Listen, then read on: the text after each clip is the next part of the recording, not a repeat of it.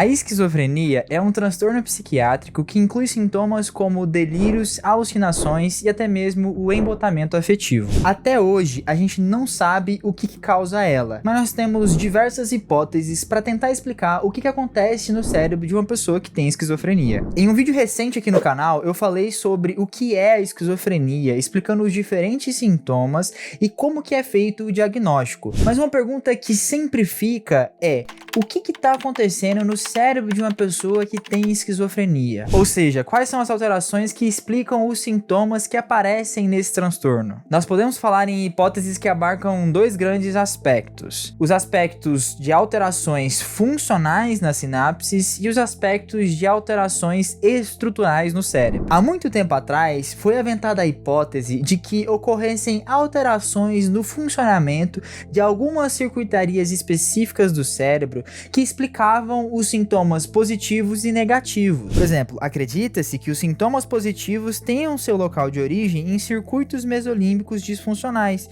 envolvendo particularmente o núcleo accumbens. Os sintomas positivos são os delírios e alucinações, e esse núcleo accumbens é um núcleo neuronal que faz parte do sistema que a gente chama de sistema de recompensa cerebral. Tem um vídeo aqui no canal onde eu falo sobre como que ocorre o funcionamento desse sistema de recompensa cerebral, e o link desse vídeo vai estar na descrição. Acredita-se que ocorra um aumento expressivo da atividade dos neurônios dopaminérgicos desse sistema de recompensa. Essa via que controla o sistema de recompensa é chamada de via dopaminérgica mesolímbica, e a gente sabe que quando ocorre aumentos expressivos na atividade desses neurônios, a pessoa começa a apresentar alguns sintomas de delírios e alucinações. De fato, a gente começou a entender esse mecanismo ao percebermos que algumas drogas de abuso, como cocaína e heroína, tinham a capacidade de aumentar a atividade de dopamina nessa via neuronal e de causar os efeitos psicóticos que são muito vistos em pessoas que utilizam dessas drogas. Além disso,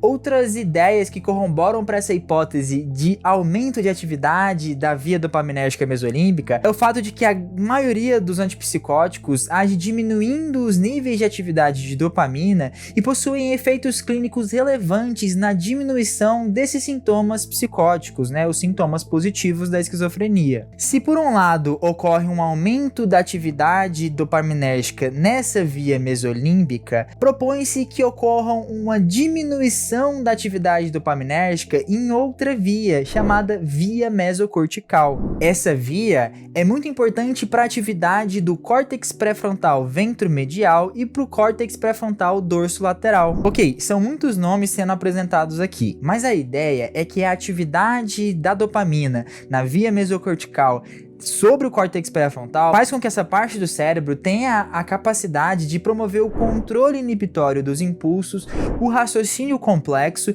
e até mesmo as funções executivas relacionadas com atenção e memória, que são muito impactadas nos pacientes que têm esquizofrenia. O que é interessante de percebermos é que a atividade dessa via dopaminérgica mesocortical é modulada pela quantidade e pela atividade de outro neurotransmissor, que é chamado glutamato. Esse glutamato é essencial para dizer quando os neurônios dopaminérgicos da via mesocortical vão disparar, e acredita-se que ocorra uma diminuição da atividade dessa via glutamatérgica sobre os neurônios de dopamina que atuam sobre o córtex pré-frontal. Então é como se tivesse faltando o impulso inicial para garantir o controle adequado da atividade do córtex pré-frontal. E o que isso tem a ver com a esquizofrenia? De forma simples, isso estaria relacionado com os sintomas cognitivos e negativos, que são as alterações de memória, atenção, alterações na fala e aquela falta de ânimo, de vontade e de capacidade de socialização que são muito presentes nas pessoas que têm esquizofrenia. Como vocês podem ver,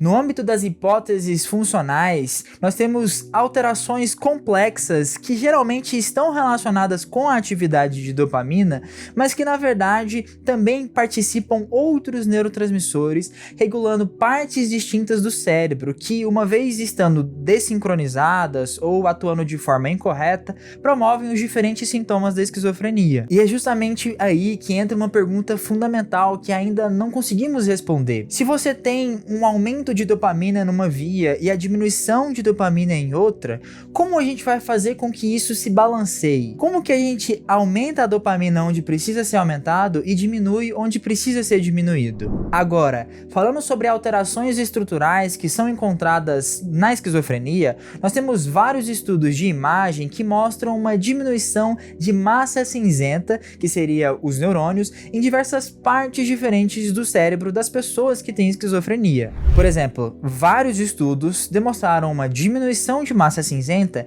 em partes como o córtex pré-frontal e o lobo temporal. Isso pode explicar bastante a disfunção nas atividades de funções executivas, na atenção e na memória, coisas que são bastante presentes e relatadas pelos pacientes que têm esquizofrenia. Outras alterações incluem também a diminuição do volume de massa cinzenta de áreas como o tálamo e o hipocampo, o que explicaria bastante a incapacidade de processamento emocional, a apatia e a anedonia que são muito presentes nos sintomas negativos e de humor dos pacientes com esquizofrenia. O que é mais interessante da gente perceber é que os estudos mais recentes têm demonstrado que as alterações estruturais acontecem durante o processo de neurodesenvolvimento. De fato, hoje acredita-se que ocorram pequenas alterações que vão se acumulando durante o processo de neurodesenvolvimento, desde a criança até a chegada da fase adulta,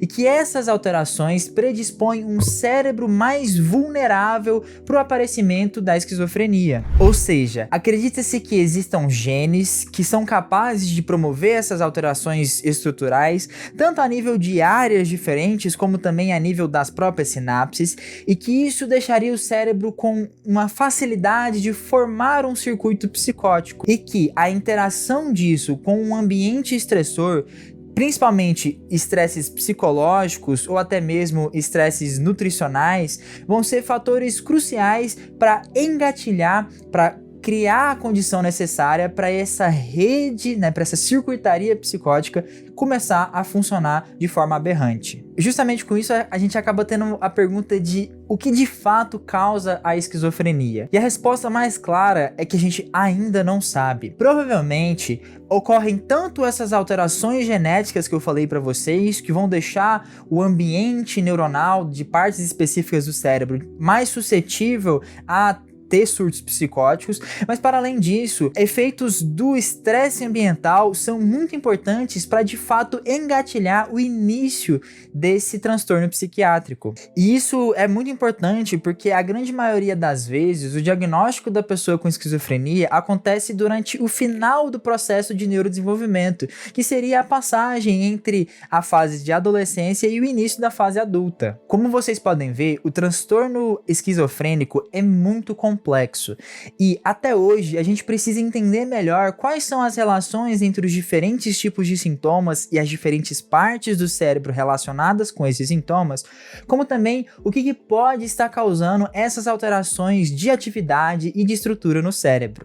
Agora, existem vários tratamentos diferentes que podem melhorar a qualidade de vida dos pacientes com esquizofrenia. Mas isso vai ser um assunto para um próximo vídeo, que eu com certeza vou fazer, caso vocês comentem aqui embaixo. Se vocês têm alguma dúvida sobre conceitos de neurociência básica e não entendem quando eu falo sobre sinapse ou dopamina, eu sugiro a vocês conhecerem o meu e-book gratuito chamado Neurociência Descomplicada.